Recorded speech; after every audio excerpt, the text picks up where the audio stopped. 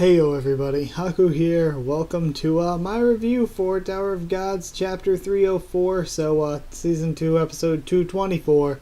And yeah, this one I thought was amazing just because we get to see two high rankers really fight quite a bit. And the Yuri versus Karaka fight is pretty amazing. It's one of the better fights we've had. I'm not going to say the best because we have had some really good fights in Tower of God, but it's up there for certain.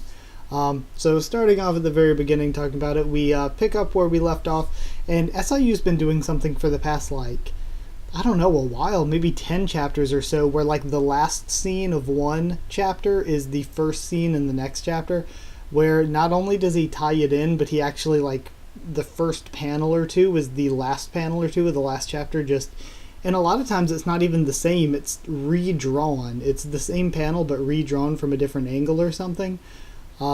But yeah, pretty much it's the where Yeon is saying that she's determined to get on the train no matter what, and Kun's like, okay, it'll be going that way, but everyone is responsible for their own lives.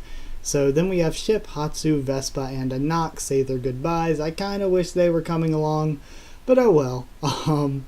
And then we have Evan using the I just noticed something. Hold on, I'll talk about it when I get to it, but I just noticed something.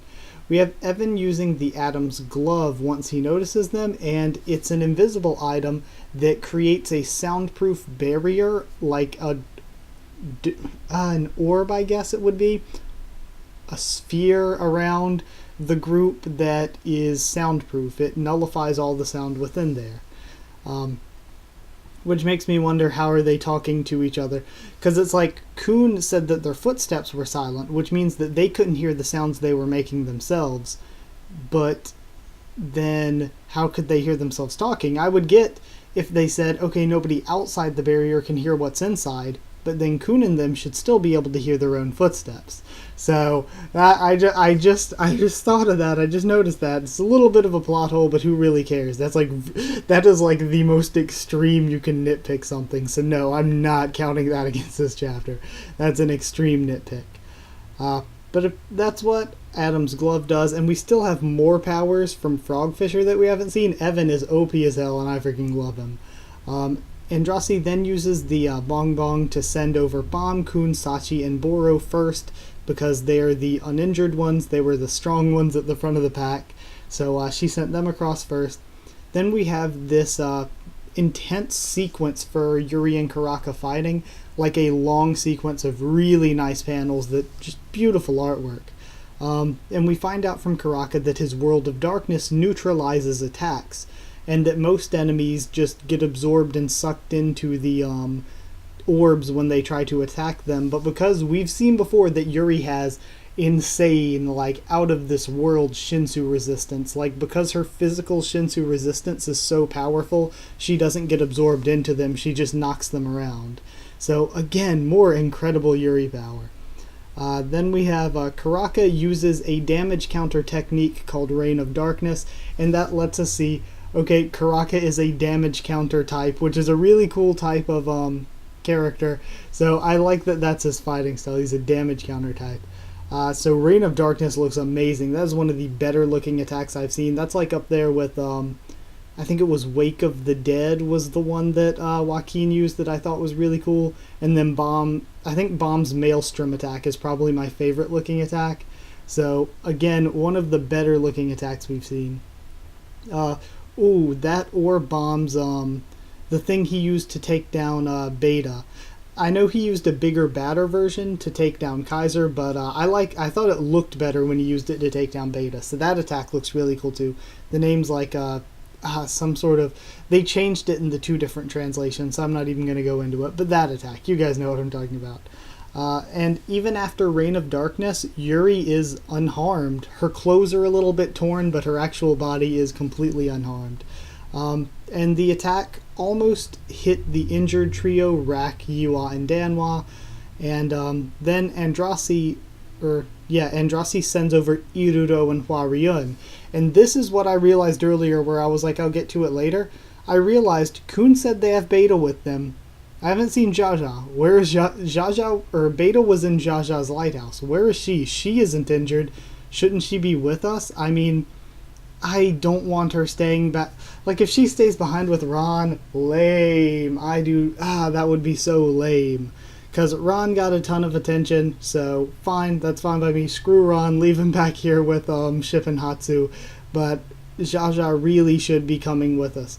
Oh yeah, and that makes me notice as well. We didn't see Bora, or we saw Bora. We didn't see Novik or this chapter we didn't see Novik or Dan.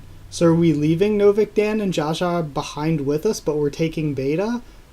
Or are they coming with us and SIU just forgot to draw them in this chapter?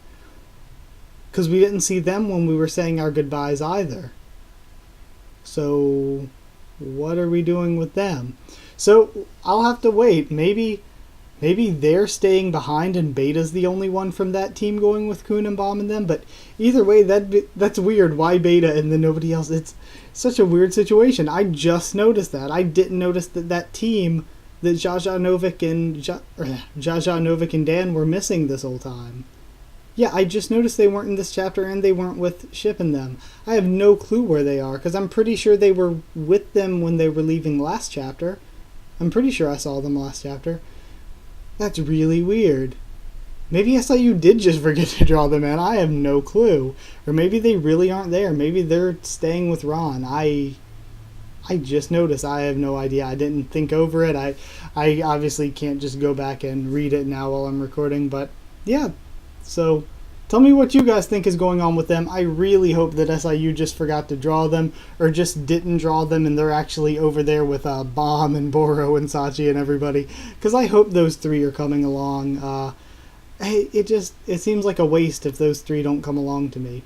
Because they didn't get the attention like Ron got. They still have a lot that we didn't see of them. I really hope they're coming with us. If not, oh well, but man, I hope they are. So yeah, let me try to get back on track. So Andrasi sent Irudo and Warion over. Then we see that Karaka... Oh man, the scene of just Karaka staring up at the path like wondering, did I see something? Was so cool. I love Karaka's personality that we've seen over the past few chapters. Like, I really, really like Karaka as a villain now. And the tension was so freaking good. The tension where he's looking up, all of Bomb's team just kind of freezes in their place, and Kun tells Andrasi to stop going back and forth. Evan just sort of freezes in place. So does Yuri. It was just so good. Where everybody's thinking to themselves, did he notice? That was so good. So then Yuri pulls out a crazy badass weapon known as Kronos, and Kronos apparently was used by the high ranker Quadrado who traveled with Zahard. And again, this is interesting, we're learning another member of Zahard's traveling party, because we know now that Zahard, when he climbed the tower, he traveled with Grace Merche Luzlek, he traveled with the 10 heads of the families, and now we also see that he traveled with Quadrado. I don't know if they've said that he traveled with anybody else, but that's at least 12 that were part of his team. And I think there was more. Did they say that Edouan, or not Edouan, what was his name? The guy that created the 12-month series. I don't remember if they said that he traveled with... Yeah, I don't know if he traveled with Zard or not. I don't even remember, but that's at least 12 we know for sure traveled with him.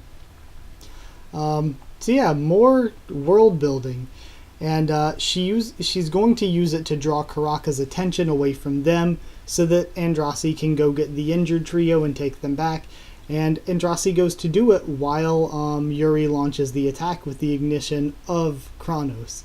So then badass Karaka decides, instead of dodging and paying attention to Yuri's attack, he's going to tank this attack from this huge ignition weapon so that he can look over to the side to see if they jump from platform to platform.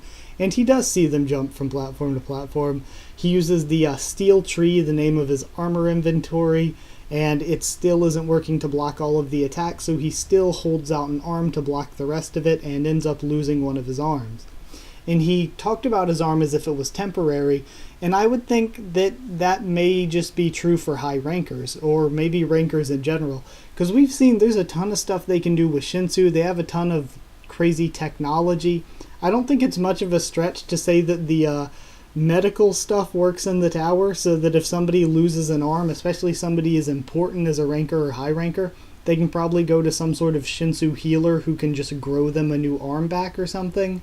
So I don't think that's out of the realm of Tower of God medicine. We haven't seen it yet, but it seems like they could just have arms grown back using a Shinsu healer or something. So then Karaka with his arm missing, and he looked so cool when he approached Andrasi, Rak, Yuan, Danwa, because he was like covered in blood. He's missing the arm. Karaka looked so freaking cool. I love the blood, like the mask with the blood splattered over it. So cool. And he pretty much says, okay, which one of you do I have to kill to get Juvial Grace to show up here? So I love this chapter. My favorite part of it, like, Evan stole the show last week, but this week for me, Karaka stole the show. He was really smart and amazing. I love how he saw through Yuri trying to distract him and just tanked an attack from this crazy powerful weapon by a high ranker while looking over to the side to see what's going on with Bomb's team. So cool. And he's such a good bad guy. I thought the art for the fight, so incredible. Really one of the best fights, like I've said, at least one of the better fights. I can name a few that I still like more at this point. And Andrasi's outfit. Hello, that outfit this week. Smexy, ass everywhere, and abs. I am kind of into that. But then we had some good blog information this week as well. On SIU's blog, he said that the fight will reach its finale next week.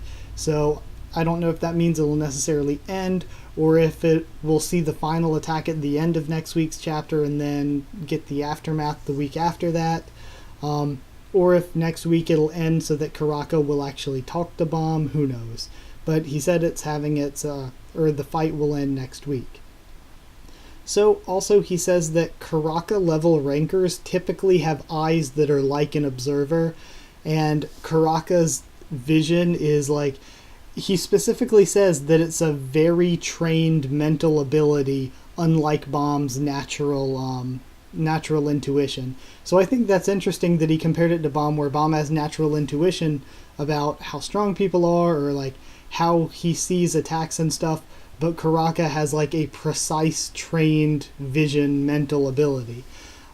Also, he said that Karaka is a scout-fisherman hybrid, and that his helmet actually serves a function. It actually has observer-like functions built into it. So the reason he wears the helmet, it does have a function that helps him out as a scout/fisherman. So I think, man, it's really cool too that we're seeing a hybrid like that, a scout-fisherman hybrid.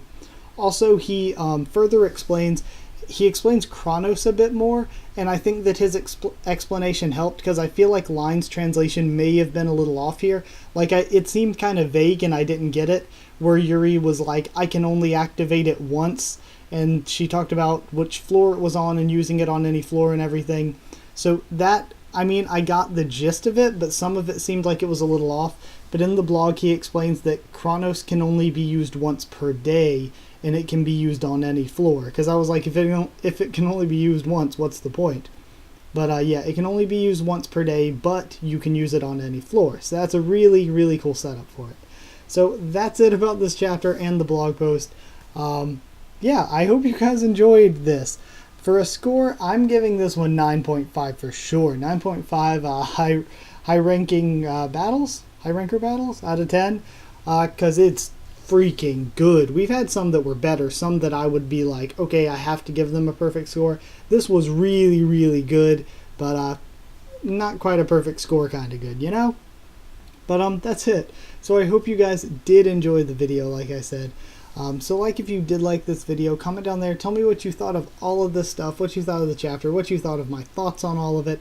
I really liked this one, and I hope you guys liked it too. I hope you like what SIU's been doing with the Name Hunt Station, because so far I didn't expect too much out of this arc. Of course I expected it to be good. Pretty much all Tower of God arcs are good, but I don't know if I was expecting it to be this good. This is one of the better arcs. Maybe, again, not the best, but one of the better arcs in Tower of God. That's it. Subscribe for more Tower of God and a bunch of other stuff on the channel. I hope you check it out and sub if you want and enjoy. Follow on Twitter if you want as well, and I'll try to keep you updated there on stuff for the channel. And that's it. So thank you once again for watching, and I'll see you all next time.